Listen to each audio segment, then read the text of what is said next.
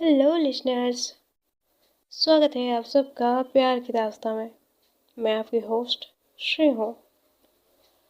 चलिए शुरू करते हैं हमारी कहानी जिसका नाम है राहों में तुम। तो लास्ट पार्ट में हमने सुना था वान्या मेहर से कहती है ठीक है मैं सोने जा रही हूँ, सपने में मिलते हैं। मेहर बोलती है वान्या तुम फिर से स्टार्ट होगी। फिर वान्या कहती है मैडम जी स्टार्ट कहाँ हुई हूँ, ये तो बस। अब आते हैं आज की सीन पर। महर कहती है ओके मैं समझ गई, मैं जीत नहीं सकती तुमसे। वानी कहती है वैसे स्वीट कैसी लगी। महर कहती है कौन सी स्वीट। वानी कहती है तुम्हें पता है मैं कौन सी स्वीट के बारे में बात कर रही हूँ। महर कॉल कट कर देती है, फिर गुड नाइट का मैसेज सेंड कर देती है। दूसरी तरफ वान्या अपनी फ़ोन को देखते हुए स्माइल कर रही थी। ये लड़की भी ना, इसके चक्कर में मैं कहीं पागल ना हो जाऊं। उसके बाद वान्या सो जाती है और हमारी महर बेड पे लेटे हुए वान्या की एक पिक्चर देख रही थी। और ये फ़ोटो देखते देखते ही वो कब सो जाती है उसे भी पता नहीं चलता। अब आते हैं सुबह के वक्त पर। महर उठकर फ्रेश होने के लिए चली गई थी, तभी उसके फ़ोन पर मैसेज आया हाय गुड मॉर्निंग डॉक्टर साहिबा। गुड मॉर्निंग डॉक्टर साहिबा, उसके साथ एक स्माइली इमोजी। दूसरी तरफ वान्या उठकर फ्रेश होकर बेड पर बैठी थी। उसके सामने लैपटॉप, शायद वो किसी से वीडियो कॉल पर बात कर रही थी। कॉल पे एक लड़का कहता है मैडम सामान अच्छा है ना, आपके हिसाब से मंगाया है, आप बस बोल दो कितना चाहिए मैं भेज दूंगा। वान्या वीडियो कॉल पर इंस्ट्रक्शन दे रही थी।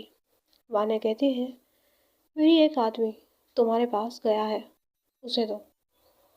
फिर वान्या कहती है सामान देख लेना, किसी को पता ना चले जैसे। वही आदमी कहता है ओके मैडम काम हो जाएगा, आप चिंता मत करो। वान्या कहती है ठीक है पेमेंट कर देना। इसके बाद वो वीडियो कॉल कट हो जाती है। उसके बाद सारी चीज़ें देखने लगती है वान्या। जितने दिन तक वो ऑफिस नहीं गई थी उसके बीच ऑफिस में क्या क्या हुई है या ये सारी चीज़ें देख रही थी। उसके बाद वान्या दिशा को कॉल करती है और उसे आने के लिए कहती है। कुछ देर बाद दिशा वान्या के रूम में आती है। Good morning ma'am. वान्या कहती है मॉर्निंग। दिशा ये क्या है। दिशा देखने लगती है मैम ये सारी चीज़ें तो सौरभ संभाल रहा है। वान्या कहती है ठीक है उसे बुलाओ, पर ध्यान से उसे पता न चले कि इन सब की वजह से मैं बुलाया हूँ।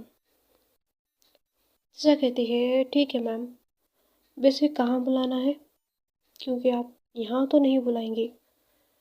वान्या कहती है वही जगह पर, और हाँ नया सामान आ गया है उसे गोडाउन में रख देना। दिशा कहती है ठीक है मैम। उसके बाद दिशा वहाँ से चली जाती है। वान्या सोच रही थी अगर ये मेरे लिए काम कर रहा है तो कंपनी से इतने पैसे लेने की क्या जरूरत। उसके बाद वान्या रेडी होने लगती है कहीं जाने के लिए। अब घड़ी में 12 से ज़्यादा हो चुका था, इसलिए महर हॉस्पिटल चली गई थी। पर उसने फ़ोन को अभी तक देखा नहीं था। लंच टाइम पर महर अपने फ़ोन को देखती है।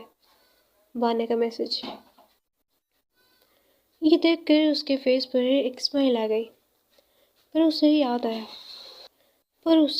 आया ये मैसेज तो सुबह की है और मैंने रिप्लाई भी नहीं की है। वो डायरेक्टली कॉल करती है। वानी की फ़ोन रिंग होती है पर उसने रिसीव नहीं किया। महर सोचती है, क्या वो मुझसे गुस्सा है? कॉल रिसीव क्यों नहीं की? फिर वो खुद से कहने लगती है, नहीं, शायद मैं ज़्यादा ही सोच रही हूँ। मैं फिर से कॉल करके देखती हूँ। अगेन कॉल रिसीव नहीं होती। महर को कुछ समझ नहीं आ रही थी, ये रिसीव क्यों नहीं कर रही है। दूसरी तरफ वान्या रेडी होकर घर पर गई थी। उसकी आंखों में वही पुरानी वाली एटीट्यूड दिख रही थी। वो घर के अंदर थी, फिर एक कमरे की ओर जाती है। उस कमरे में दिशा ऑलरेडी थी और उसके साथ कुछ और लोग। उसमें से सौरभ भी था। वान्या को देखकर सब सिर झुका लेते हैं। वान्या जाकर एक चेयर पर बैठ जाती है। सौरभ को वो इशारा करती है बैठने का। सौरभ आके बैठ जाता है। सौरभ कहता है, मैडम क्या बात है, आप मुझसे बात करना चाहती थी? वान्या कहती है, हाँ, बात तो करनी है, पर एक बात बताओ, तुम किसके लिए काम करते हो? सौरभ कहता है, मैडम ये वाला क्या बात हुई, मैं तो आपके लिए काम करता हूँ। वान्या कहती है, अच्छा ठीक है। फिर वान्या कुछ पेपर्स उसके सामने देती है। सौरभ देखता है। उस पेपर को देखते ही उसकी आंखें बड़ी हो जाती है। माथे पे पसीना आने लगता है। वान्या कहती है, क्या हुआ, डर लग रहा है? सौरभ सडनली उठ जाता है और भागने की कोशिश करता है, पर वान्या की बॉडीगार्ड पकड़ लेते हैं। अब वान्या खड़ी होती है, एक बॉडीगार्ड को कुछ इशारे में कहती है। फिर वो बॉडीगार्ड वहां से चला जाता है। वान्या सौरभ के पास आती है। सौरभ अपनी सिर को झुकाकर खड़ा था। वान्या सौरभ की बालों को पकड़कर ऊपर करती है।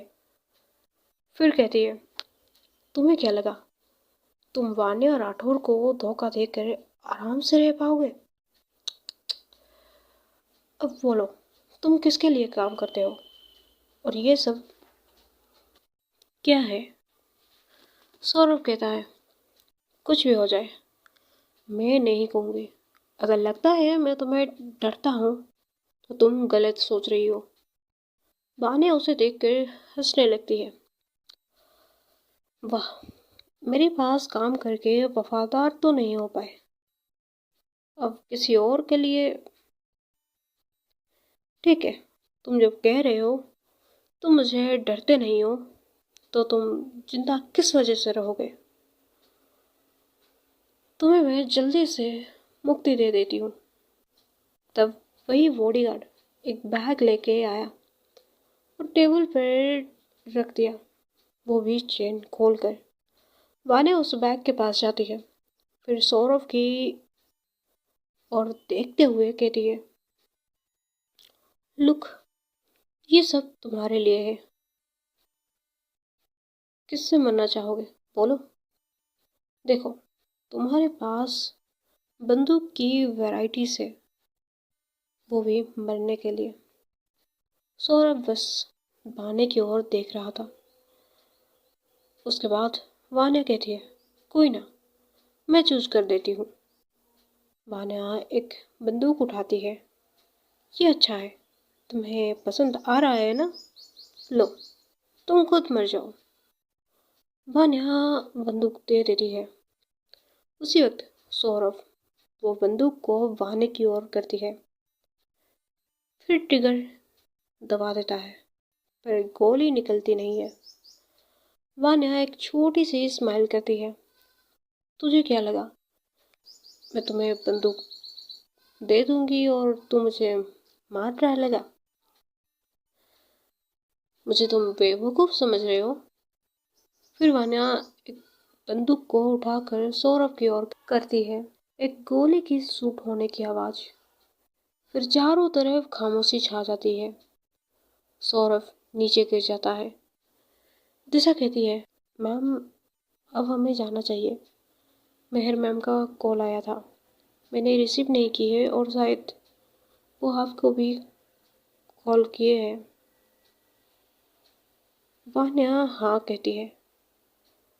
फिर कुछ इशारा में बोलकर दिशा और वान्या वहाँ से चले जाते हैं।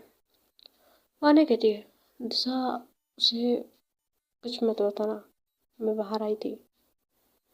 दिशा कहती है, ठीक है मैम। अब ये दोनों घर की ओर जा रही थी।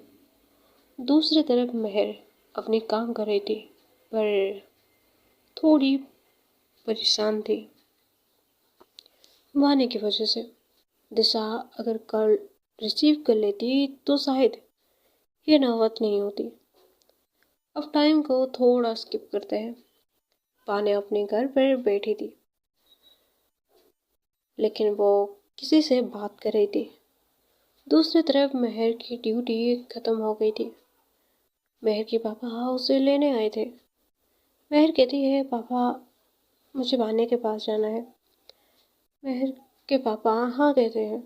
फिर दोनों मिलकर वानी के घर की ओर जाने लगते हैं।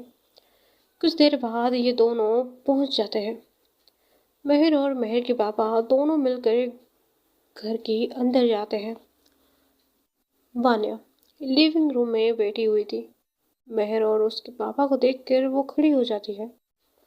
मेहर की आंखों में परेशानी क्लियरली दिख रही थी।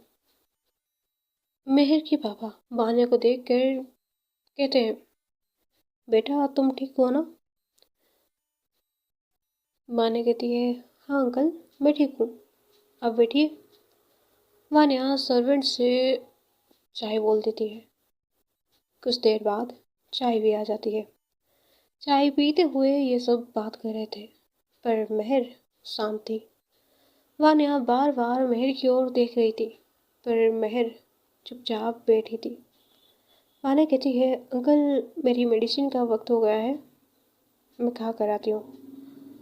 उसके बाद वान्या अपने कमरे में चली जाती है, मेडिसिन खाती है, फिर टेरिस की ओर जाने लगती है। उसके बाद मेहर को मैसेज करती है, टेरिस पर आओ, मुझे तुमसे कुछ बात करनी है। मेहर मैसेज देखकर टेरिस पर जाती है। अब सूरज ढल चुकी थी और इसलिए थोड़ी अंधेरा भी हो गई थी। वान्या जब जान जाती है कि मेहर आ गई है तब वो पीछे मुड़ती है। मेहर आकर सीधा पूछती है, क्या कहना है, बोलो, मुझे जाना भी है। वान्या कहती है, अरे इतना गुस्से में क्यों हो? मेहर कहती है, मैं गुस्से में नहीं हूँ। वान्या कहती है, अच्छा डॉक्टर झूठ बोल रही है? वैसे डॉक्टर झूठ नहीं बोलना चाहिए। वेट, आपकी मूड को अब मैं ठीक करती हूँ। वान्या फिशल बजाती है। मेहर उसे देखती है, ये क्या कर रही हो? मेहर ने बोला ही था तभी टेरेस पर लाइट्स जलती है। उस लाइट्स जलने के साथ मेहर देखती है टेरेस पर चारों तरफ रोज के पेटल्स और शायद कुछ लिखा हुआ था। मेहर देखकर शॉक हो जाती है। वान्या उसके आगे आकर खड़ी हो जाती है, फिर प्रपोज करने के लिए बैठती है। उसकी एक हाथ तो बैंडेज था, पर दूसरे हाथ में एक रिंग थी जो लाइट के साथ चमक रही थी।